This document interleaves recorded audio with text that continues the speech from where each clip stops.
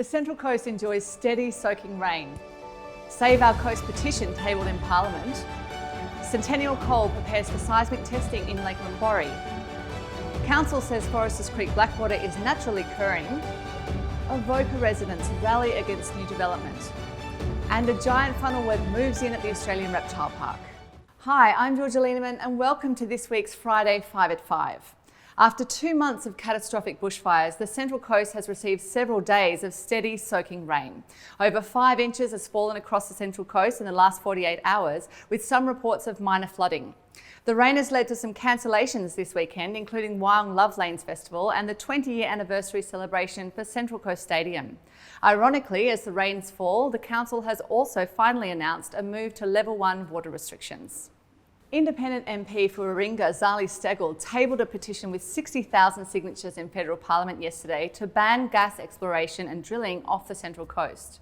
The petition included 23,000 Central Coast signatures collected over 18 months, calling for the cancellation of the Petroleum Exploration Permit, PEP 11. I rise to table a document subject to the approval of the Standing Committee on Petitions, signed by more than 60,000 concerned residents who are united in their opposition to offshore seismic blasting and drilling for gas in the pristine waters that stretch from Newcastle to Manly. This much-loved and beautiful marine environment is an area of rich biodiversity and is part of a WOW migration path. This coastline is also home to internationally famous beaches and sustains significant local industry and tourism. This stunning area has become rather clinically known as PEP 11. Steggall commended the Save Our Coast group and their founder Natasha Dean for drawing the public's attention to this issue and compiling the petition. Look, we're absolutely delighted to have the opportunity to represent the voice of the people. We're nearly at 60,000 signatures now on a petition, with the community united in opposition against this flawed plan to conduct seismic testing and gas exploration off the New South Wales coast.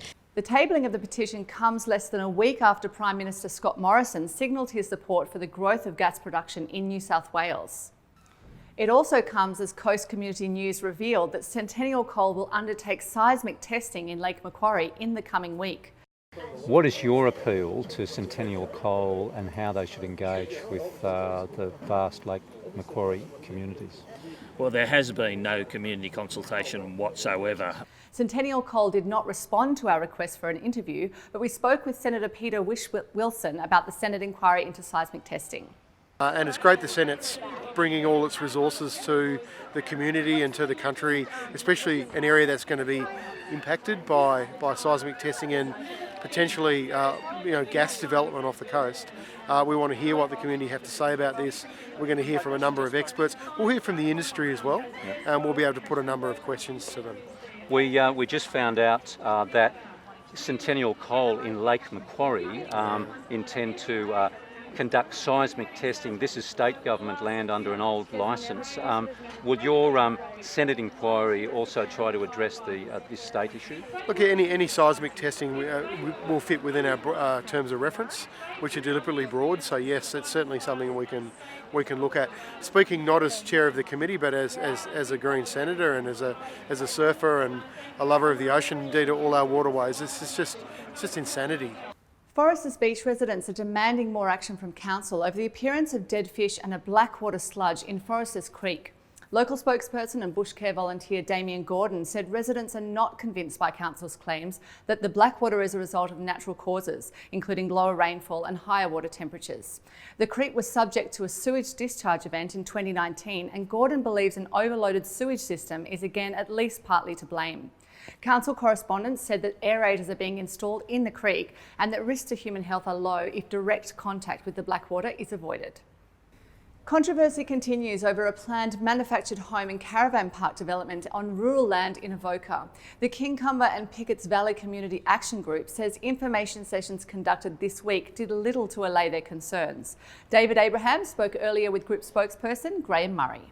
We're really concerned about a development which we consider to be an overdevelopment up in the green hinterland of Avoca at the old Bungalow stud, 24 hectare property which has been earmarked for 202 manufactured homes with all the ensuing issues that come with that. Like, we've got stormwater issues, we've got traffic problems, which is a really big concern for a lot of the residents on the Central Coast and in this area, as everyone who's living on the coast for the last couple of years would be aware of the increases in the traffic, and so there's a major concern. A lot of the entrances into this proposed development are also in recognised black spots as such. There's 491 trees, 500 odd trees which are going to be removed, and also of a great concern is that we've got this amazing green hinterland linked with a green belt to Kincumber Mountain, and it's one of the last major green belts which link Kincumber Mountain to Budai National Park. Just a quick warning, if you don't like spiders, you might want to look away for this next story.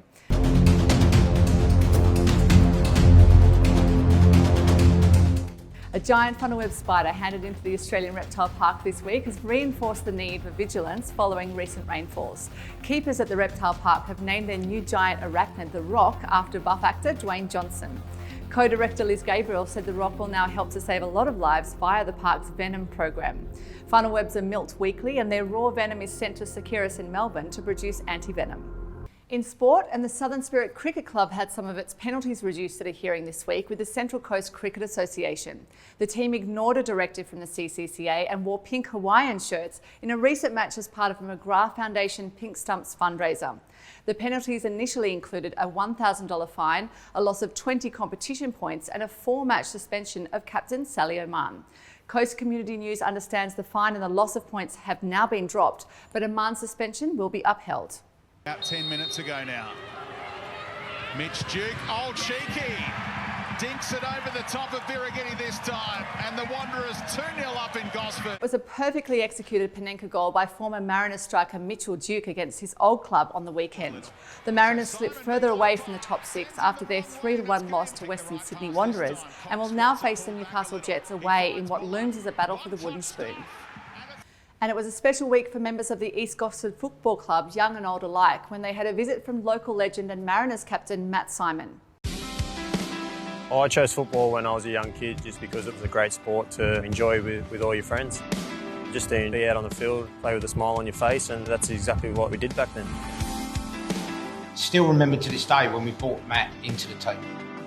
He's just determined, and he was always going to play football. To be able to come back and see all the faces that are still around and still volunteering, it's always good to catch up and watch a bit of football as well. You know, today you'll always say your home's here at the Rams, and that just makes us all so proud. We wasn't just a team, I wasn't just a coach. We were a unit. I'm in close contact with a lot of ex-teammates. I still come down here to watch a few. One in particular, he was the best man at my wedding, and he's actually my brother-in-law now as he married my wife's sister. So, you know, I've got to put up with him pretty much forever. My time at this club and how we speak about family and, you know, the camaraderie that we had around the place, not just in the team, but around the whole area. You know, I'm so grateful for those couple of years. There's so many volunteers around the club that make this park football so special. There's no better place to be. And we close this week with some images of Central Coast Stadium. The stadium, which is one of the most picturesque venues in Australia, is turning 20. While celebrations have been deferred due to the weather this weekend, many coasties will reflect on its vibrant history.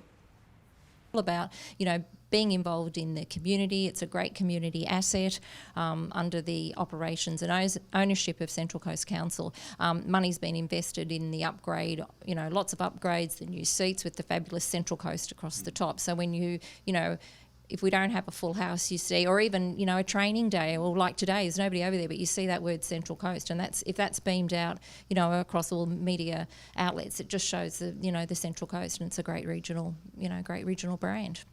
Well, that's all for this week. You can subscribe to our news service through YouTube, Facebook or Instagram. Ross Barry will be back on Monday for a wrap on the weekend sport in Around the Grounds, and I'll see you next week for Friday 5 at 5.